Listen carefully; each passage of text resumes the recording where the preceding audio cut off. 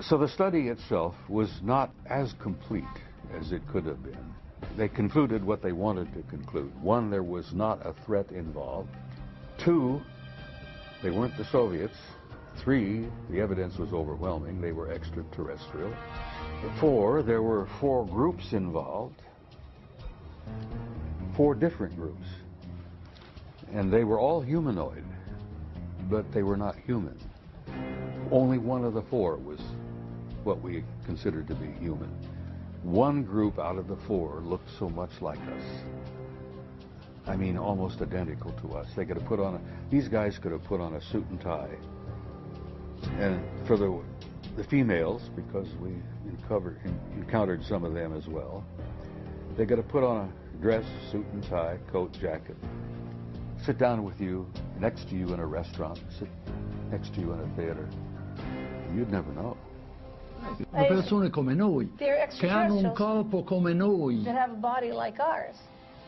In questi UFO, che io prendo poi quando parlo, vehicles, lo prendo in senso largo, cioè anche delle persone che o sono dentro he says, I'm using this in a large sense, or the people are inside the craft. Ma questo è molto molto difficile pensarlo, oppure comandano, ma sono distanze enormi. Se si fanno vedere da noi, mica c'è un pianeta che è a 1000 chilometri da noi, se no a 1000 chilometri ci sarebbero già arrivati. They make themselves seen and known to people on Earth. Quindi è molto ragionevole che siano dentro. So it's probably logical that they're inside a craft instead of coming from somewhere else without a craft. E quindi sono persone come noi, composte di una parte spirituale, che la chiamiamo anima. Gli UFO, io non ho mai parlato con un UFO e non ho avuto... He says they would have to have a soul like we do. Ma che abbiano anche un corpo, devono averlo un corpo. They'd have to have some kind of body. E se no sarebbero angeli. Otherwise they would be angels.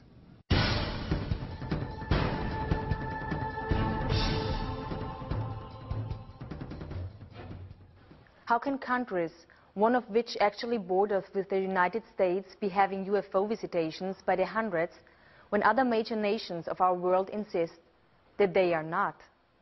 And even more importantly, how can these countries' governmental policies, both official and otherwise, be that they never have had UFO or alien contact? The only logical explanation is in fact that governments are willing to lie. For the past 9 years, I've been researching into the United States government files on what they have on the UFO phenomenon and all sorts of different conspiracies.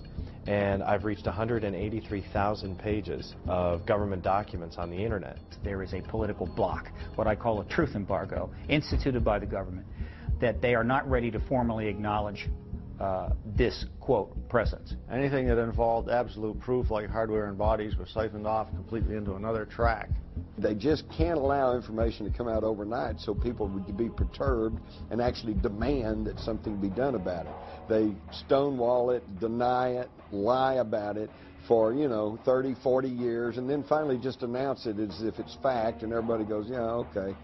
It's clear we're dealing with a cosmic Watergate, meaning some few people within major governments have known since at least July 1947, when 2 crashed flying saucers and several alien bodies were recovered in New Mexico, that indeed some UFOs are alien spacecraft. The government set up Project Blue Book, the Air Force did, in order to investigate this subject on a, you might say, a low level. Researchers, mostly regular citizens, have proven without a doubt there's an extraterrestrial presence. We're being engaged. The evidence is overwhelming. And in some cases you can actually point to where the Air Force explanation completely contradicts what's inside the sighting report itself. The word UFO is actually a disinformation term that was invented after they knew that they weren't unidentified and they knew they didn't fly. So it's sort of a mind play. When the first evidence of ET visitation and hardware and so on came along, the U.S. government took the attitude that we couldn't release this to the general public because it had extreme implications for defense. We don't want our enemies to know that we've got one because then they might try to get one. To the extent that we might be able to back engineer the technology, we don't want to tell somebody else that we're trying to do such a thing.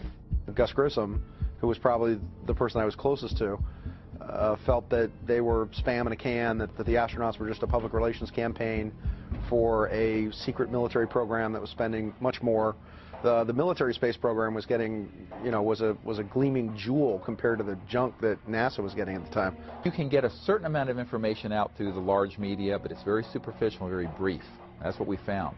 The in-depth sort of disclosure of what's really going on, who's behind it, what the agenda is, that is almost always stopped. Or if they try to do it, it gets turned into something ridiculous. I almost hate the term UFOs because they really aren't unidentified to the people that know what's going on, or the researchers too. But it's what a lot of people that have the answers felt it was safe to come out of the water, so they're putting out their information on the internet, disguised or whatever. But so these other agents, per se, they're scanning all the time to counteract what's being said by other people from Intel that think it was safe to, okay, we can put this out, or they feel like it's the right thing to do now. Enough is enough, mankind has a right to know type thing. When I worked for Douglas, I was assigned to the Douglas Skyrocket. They wanted me to wire up a camera out on the wingtip to look through a quartz window back at the canopy so that they could monitor the pilot to see what he was doing. While I went through the hangar, which was secured, there were two gentlemen in there. They introduced themselves. One was Naval Intelligence, the other one was CIA. And I started working, doing my job, wiring up the camera, while they sat around and talked, and it became very apparent to me that they were there for that purpose, to talk. They knew about all my flying saucer experiences, all the way from Korea. They told me intelligence, CIA intelligence group, had 3 intelligence digests, flying saucer photographs, witness documentation from all over the world. And they said that I should probably try to get those 3 copies, and that's when I wrote Admiral Freeman. And wasn't able to get the documents, incidentally.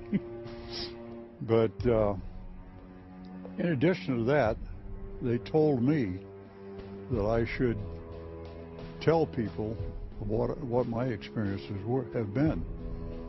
And I said, tell everybody you can. Because they can't. They were not allowed to talk about it. There's this curtain of ridicule that's been drawn up around the UFO phenomenon. And as long as that curtain of ridicule holds solid, the scientists will be afraid to contribute anything to looking into UFOs. And part of that curtain of ridicule involves the fact that hardly any decent papers have gotten into the refereed scientific literature. So that curtain of ridicule may be slightly opened up now that they have a paper that they can refer to, and if they feel like writing to their own papers on UFOs. The secrecy has invaded, like a cancer, many institutions, including the media, government, corporations. I got into more and more controversial and exotic subjects. I found myself a journalist without a journal.